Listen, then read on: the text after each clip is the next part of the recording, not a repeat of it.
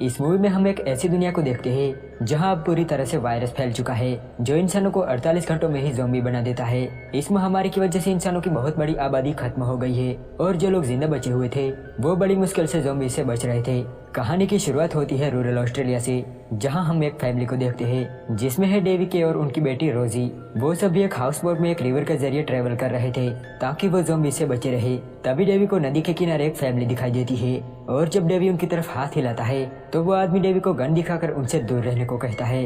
कई एंडी से कहती है कि हमारे पास बहुत ही कम सप्लाईज बची है, हमें पास के टाउन पर जाना चाहिए। एंडी कहता है कि हम किनारे पर पैर नहीं रख सकते। वो उसे यकीन दिलाता है कि सब कुछ ठीक हो जाएगा। तभी एंडी एक टूटी हुई बोट को देखता है और वो राशन मिलने की उम्मीद में उस बोट पर जाता है। उसे वहाँ काफी सारा राशन मिलता है, साथ ही एक वाइन की बोतल भी मिलती है। तभी उसे बोट के केबिन से कुछ आवाज सुनाई देती है, इसीलिए वो यहाँ से राशन लेकर निकल जाता है।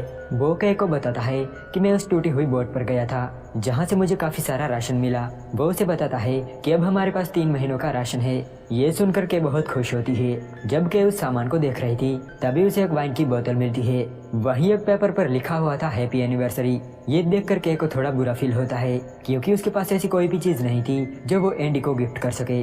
तब वो उस टूटी हुई बोट पर जाती है जहाँ उसे एक रेजर मिलता है और यही वो एंडी को गिफ्ट करना चाहती थी क्योंकि एंडी की दाढ़ी बहुत बढ़ गई थी और उसके पास रेजर नहीं था। तभी उसे कैबिन में से कुछ आवाज सुनाई देती है, लेकिन इससे पहले कि वो बाहर निकल पाती वो ज़ॉम्बी उस पर अटैक कर देता है। यहाँ एंडी को अपनी बोट पर खून दिखाई देता है और जब वो उसकी वाइफ के पास जाता है तब वो खून से लथपथ थी। जब वो के घाव को देखता है तब वो बहुत परेशान हो जाता है क्योंकि अब उसके पास सिर्फ 48 घंटों का ही टाइम था। इसके बाद के एक ज़ॉम्बी बन जाएगी, लेकिन फिर भी वो उसे हॉस्पिटल ले जाना चाहता था क्योंकि जख्म बहुत गहरा था और के ज़ॉम्बी बनने से पहले ब्लड लॉस की वजह से मारी जाएगी। हालांकि के चाहते थे कि वो इस बोट से चली जाए क्योंकि उनके साथ एक छोटी बच्ची थी और वो उसे खतरे में डालना नहीं चाहती थी, लेकिन एंडी अपनी जिद पर अड़ा रहा और अब वो उसे हॉस्पिटल ले जा रहा था। वो अपनी हाउस बोट छोड़कर जमीन पर आते हैं जहां उन्हें एक गाड़ी दिखाई देती है जिसे लेकर वो यहाँ से निकल जाते हैं, लेकिन बीच रास्ते में ही के की हालत बिगड़ने लगती है। वो धीरे धीरे अब ज़ॉम्बी बन रही थी, इसीलिए वो एंडी से कहती है कि तुम मुझे छोड़कर चले जाओ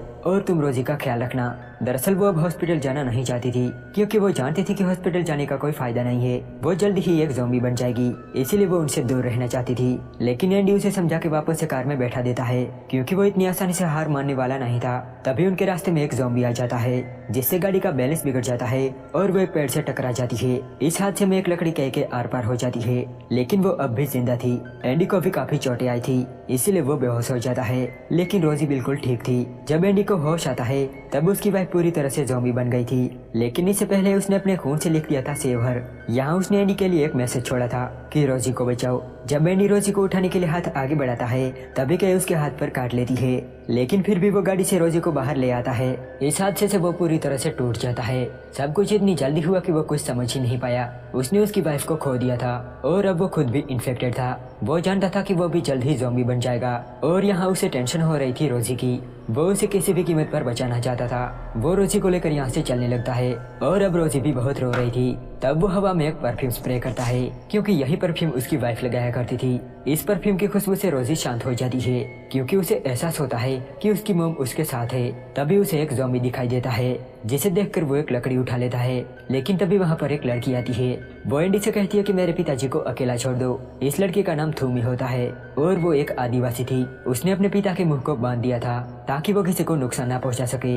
वो अपने हाथ पर एक कट लगाती है और एक पेड़ पर अपना खून लगाती है और उसके पिता जो अब ज़ॉम्बी बन गए थे वो उस खून को चाटने लगते हैं। इस तरह वो लड़की अपने पिता को अपने साथ ले जाती है। एंडी भी अपने रास्ते निकल पड़ता है और शाम होते होते वो एक टाउन तक पहुंच जाता है। जब वो यहाँ के एक स्कूल में जाता है तभी उसे एक औरत मिलती है जो एंडी के घाव पर पट्टी बांधती है। साथ में वो ये भी कहती है कि तुम आज रात यहाँ रुक सकते हो। एंडी देखता है कि वो औरत बीमार है और उसके पास ज्यादा वक्त नहीं है। उसी रात एंडी आदिवासी लोगों की आवाज सुनता है जिसमें एक औरत थूमी को आवाज लगा रही थी। ये औरत थूमी की माँ थी। दरअसल थूमी अपने पिता को अपने कबीले से छिपा रही थी क्योंकि वो जानती थी कि अगर उसके पिता को उन लोगों ने देख लिया तो वो उन्हें मार के चला देंगे, जैसा कि वो दूसरे ज़ॉम्बीज़ के साथ करते हैं। थूमी अपने पिता से बहुत प्यार करती थी, इसीलिए वो उन्हें बचा कर रखना चाहती थी। अब सुबह होते ही एंडी यहाँ से निकलने लगता है। तब वो औरत एंडी को एक तस्वीर देती है जो कि थूमी और उसके परिवार की थी। वो औरत बताती है कि तुम थूमी और उसके परिवार को ढूंढो वो तुम्हारी बेटी की देखभाल जरूर करेंगे।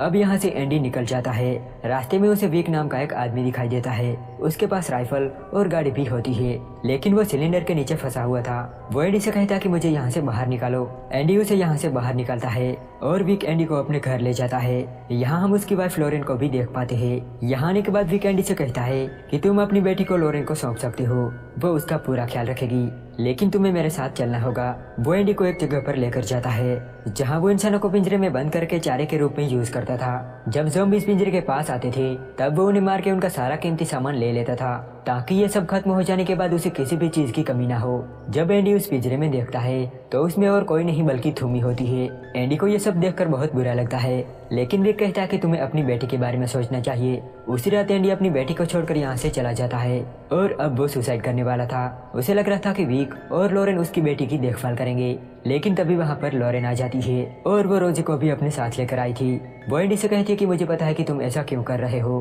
क्योंकि तुम इन्फेक्टेड हो, लेकिन अगर तुम्हें लगता है कि यहाँ तुम्हारी बेटी सुरक्षित है तो ऐसा नहीं है। विक मेरा पति नहीं है, बल्कि उसने मेरे पति को मार दिया और मुझे बंदी बना लिया। मैं तुम्हारी बेटी की देखभाल कर सकती हूँ, लेकिन यहाँ नहीं। तभी वहाँ पर विक आ जाता है जो एंडी को उसी पिंजरे में बंद कर देता है जिस पिंजरे में थूमी बंद थी। थूमी एंडी को देखकर डरने लगती है, क्योंकि कुछ देर पहले वो विक के साथ था। यहाँ एंडी उसे यकीन दिलाता है कि वो उसे नुकसान नहीं पहुँचाएगा। वो उस केज पर पड़े मांस के एक टुकड़े को बेल्ट से बांध देता है और बेल्ट का दूसरा सिरा पिंजरे के ऊपर बांध देता है। जब वो ज़ॉम्बीज़ उसके पास आते हैं तब वो मांस का टुकड़ा दूर फेंक देता है, जिससे वो सभी ज़ॉम्बीज़ उस पर टूट पड़े और उस बेल्ट को खींचने लगे, जिससे केज एक तरफ से ऊपर उठने लगा और इस तरह वो दोनों यहाँ से बाहर निकल गए। वो दोनों सीधा विक के घर जाते हैं जहाँ एंडी की बेटी थी। यहाँ एंडी चुपके से लॉरेन को जगाता है और रोजी को उठा लेता है। अब ये सभी यहाँ से निकल रहे थे, लेकिन तभी विक जाग जाता है और वो एंडी पर गोली चलाता है। अब एंडी को बचाने के लिए बीच में लॉरेन आ जाती है और यहाँ वो मारी जाती है। एंडी और थूमी यहाँ से भाग निकलते हैं। विक उन्हें पकड़ने के लिए उनका पीछा करता है, लेकिन रात होने की वजह से वो उन्हें ढूंढ नहीं पाता और वापस चला जाता है। अगली सुबह थूमी उसी जगह पर जाती है जहाँ वो अपने पिता को रखा करती थी। यहाँ उसे अपने पिता के कपड़े दिखते हैं और जब वो ऊपर देखती है तब उसे पता चलता है कि उसके पिता अब नहीं रहे। दरअसल आदिवासी कबीले में जब कोई मरता है तब वो लोग उसे पेड़ पर लकड़ियों के ढेर में रख देते हैं। उनका मानना था कि इससे बुरी आत्माएं मरने वाले को परेशान नहीं करती। अपने पिता की मौत से थूमी पूरी तरह से टूट जाती है। तब एंडी उसे समझाने की कोशिश करता है और उसे समझा कि वो उसे उस नदी तक ले जाना चाहता था जहाँ पहले उसने एक फैमिली को देखा था, लेकिन अभी थूमी सदमे में थी, इसीलिए वो उसकी एक भी बात नहीं सुनती। तब एंडी उसे अपने हाल पर छोड़कर वहाँ से चला जाता है, लेकिन वो रास्ते के बारे में कुछ नहीं जानता था और ऊपर से उसके पास सिर्फ अब 9 घंटे बचे थे। तभी उसे दौरा पड़ता है और जब उसे होश आता है तब थूमी रोजी को उठाकर उसके पास खड़ी थी। अब वो दोनों उस नदी की तरफ निकल पड़ते हैं जहाँ एंडी ने एक फैमिली को देखा था। यहाँ पहुंचकर एंडी देखता है कि आर्मी में कोई भी नहीं है। तब वो थोड़ा और आगे जाता है जहाँ उसे वो फैमिली मिल जाती है। जिस आदमी ने एंडी को गन दिखाई थी वो एक गड्ढा खोद रहा था। दरअसल वो आदमी भी इन्फेक्टेड हो गया था और अब वो खुद के साथ साथ अपनी फैमिली को भी मारने वाला था, क्योंकि वो नहीं चाहता था कि उसके बच्चे ज़ॉम्बीज़ बनकर घूमे। वो एंडी को गन दिखाता है और कहता है कि मेरे पास 6 गोलियां हैं, अगर तुम चाहो तो तुम इसमें से 2 यूज कर सकते हो। एंडी उसकी बात सुनकर यहाँ से चला जाता है। तभी उसे एक के बाद एक 3 गोलियों की आवाज सुनाई देती है, मतलब कि उस आदमी ने अपने पूरे परिवार को खत्म कर दिया था और आखिर में वो खुद को भी मार देता है। एंडी उसकी गन को उठा लेता है क्योंकि अब वो भी मरना चाहता था। यहाँ हम थूमी को देखते हैं जिसे एंडी के बैग में से एक तस्वीर मिलती है जो उसकी फैमिली की थी, जो एंडी को उस औरत ने दी थी। इसीलिए अब थूमी को एंडी और रोजी का ख्याल आता है, क्योंकि वो जानते थे कि कुछ ही घंटों में एंडी एक ज़ॉम्बी बन जाएगा और रोजी को परवरिश की जरूरत है। इसीलिए वो एंडी के पास जाती है। वो उसे बताती है कि मैं घर जा रही हूँ, मैं अब अपनी फैमिली से मिलना चाहती हूँ, क्या तुम हमारे लोगों से मिलना चाहोगे?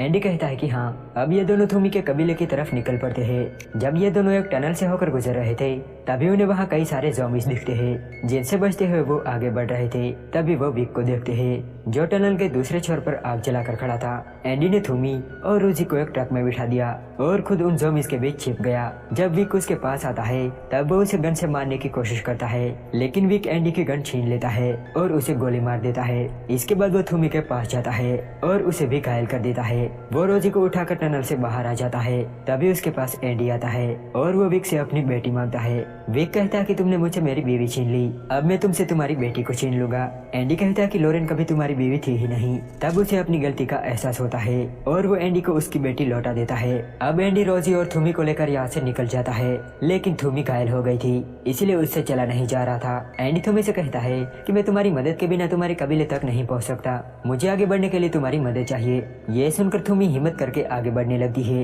लेकिन अब एंडी की हालत बिगड़ने लगती है और उसे दौरे पड़ने लगते हैं। वो पास ही पड़े मांस के टुकड़े को उठा लेता है और यहाँ से आगे बढ़ने लगता है। उसके पास 48 घंटों का जो टाइम था वो अब पूरा हो गया था और अब वो किसी भी वक्त ज़ॉम्बी बन सकता था। इसीलिए वो थूमी से कहता है कि मुझसे वादा करो कि मेरे जाने के बाद तुम रोजी का पूरा ख्याल रखोगे। एंडी अब अपनी बच्ची को आखिरी बार चूम लेता है और उसे अलविदा कहता है और अब वो ज़ॉम्बी बन रहा था। वो अपने हाथ बांध देता है, साथ ही वो अपने मुंह में एक डिवाइस रख लेता है ताकि वो किसी को नुकसान ना पहुंचा सके। वो रोजी और थूमी को कंधे पर बिठा लेता है और आगे बढ़ने लगता है और आखिरकार वो थूमी की माँ के पास पहुंच जाते हैं। जो मांस का टुकड़ा एंडी ने उठाया था उसे उसने एक लकड़ी पर बांध दिया था और उसी मांस की स्मेल से वो यहाँ तक पहुंचा था। थूमी की मम थूमी को देखकर बहुत खुश होती है, साथ ही वो रोजी को भी अपनी गोद में उठा लेती है। एंडी को अब कबीले के लोग मारने वाले थे, लेकिन इससे पहले थूमी उस परफ्यूम को स्प्रे करती है जो उसकी वाइफ लगाया करती थी। उस परफ्यूम की खुशबू एंडी महसूस करता है और इसके बाद कबीले के लोग उसे मार देते हैं और रोजी को वो लोग अपने साथ ले जाते हैं जहां अब वो उसकी देखभाल करेंगे। साथ ही वो लोग एंडी का सम्मान पूर्वक फ्यूनरल करते हैं जैसा वो अपने लोगों के साथ करते थे। इसी के साथ ये मूवी यहीं पर एंड हो जाती है।